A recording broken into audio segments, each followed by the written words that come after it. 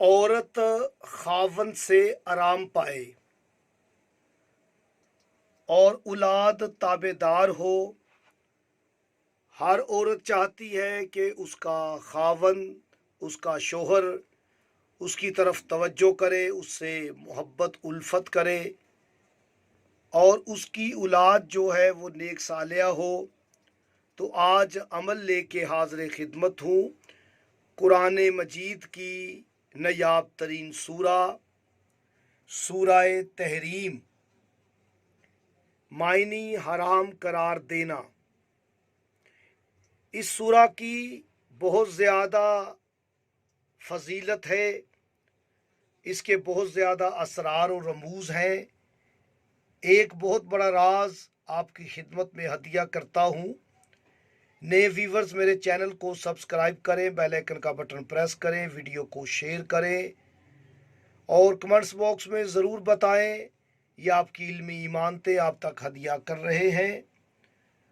میرے لیے، میری پوری ٹیم کے لیے دعا بھی کریں کہ ہم اس سلسلے کو لے کر چلیں نہایت ایمانت داری سے اور محنت سے، خلوص کے ساتھ، خوشنودی محمد و آل محمد کے لیے، خوشنودی امام زمانہ کے لیے یہ سلسلہ شروع کیا ہے۔ آپ ہمارا ساتھ دیں، ہم اس سلسلے کو لے کر چلیں۔ سورہ تحریم تلاوت کے اعتبار سے یہ 66 نمبر پہ ہے۔ 6 اور 6 12۔ یاد رکھیں کہ اس کے رکوع، اس کی جو آیات ہیں، سورہ تحریم کی آیات جو ہیں وہ 12 ہیں اور تلاوت کے اعتبار سے یہ 66 نمبر پہ ہے۔ 6 جمع 6 12، تو 2 6 ہیں تو 2 اس کے رکوع ہیں۔ اس طرح کے بہت سارے اسرار ہیں۔ یہ غور و فکر کی کتاب ہے، اس پر غور و فکر کی جائے۔ یہ ہدایت کی کتاب ہے، یہ مومنین کے لیے بشارت کی کتاب ہے، یہ شفا کی کتاب ہے، مشکلات کی آسانی کے لیے اللہ پاک نے اسے نازل کیا ہے۔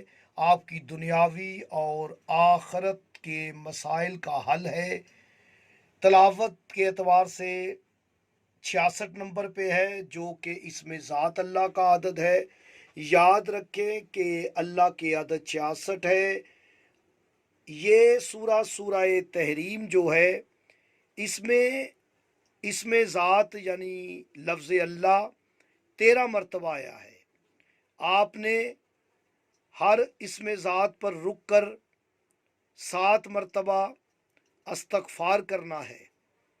کوئی بھی تسبیح پڑھ لیں، استغفر اللہ ربی وتوب علیہ پڑھ لیں، بہتر ہے۔ کوئی بھی استغفار آپ کو آتی ہے 7 مرتبہ پڑھیں اور اس سورہ کو مکمل کامل کر لیں۔